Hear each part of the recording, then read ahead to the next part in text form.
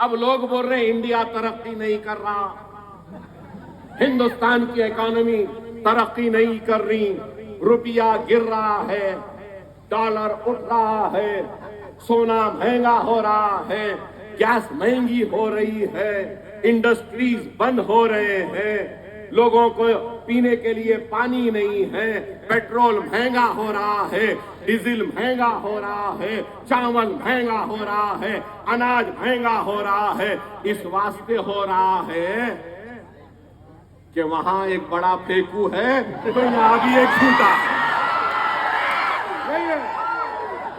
कहां से होगा बताओ? अब ये आलम हो गया।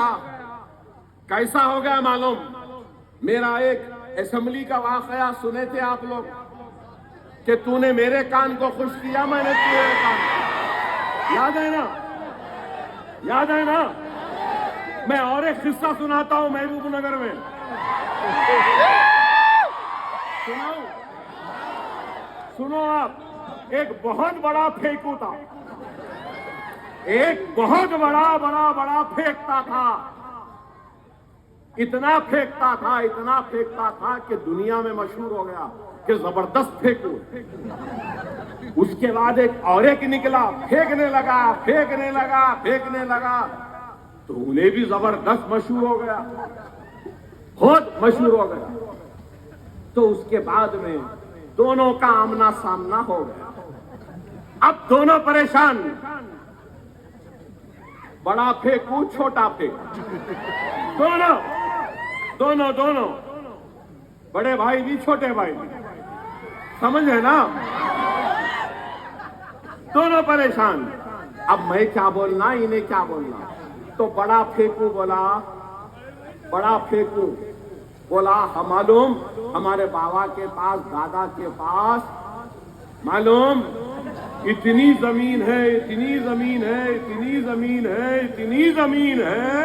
ऐसा अनाज फेंकते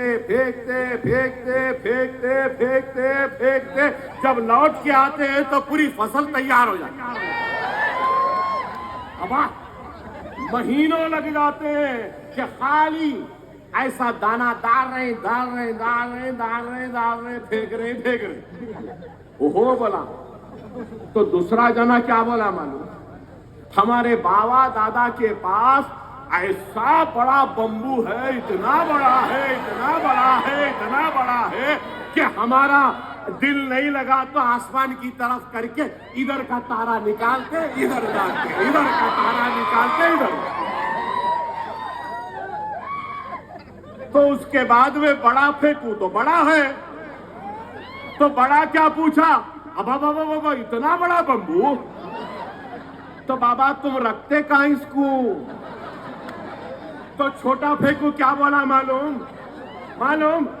तुम्हारे बाबा की खेत में। तो यही आलम है बड़े भाई छोटे भाई का। वो वहां फेंक रहे हैं, ये यहां फेंक रहे हैं। समझो, ये फेंकुओं में अगर कोई खड़े हैं जो हक की बात करते हैं तो वह मजलिस इत्तेहादुल मुस्लिमीन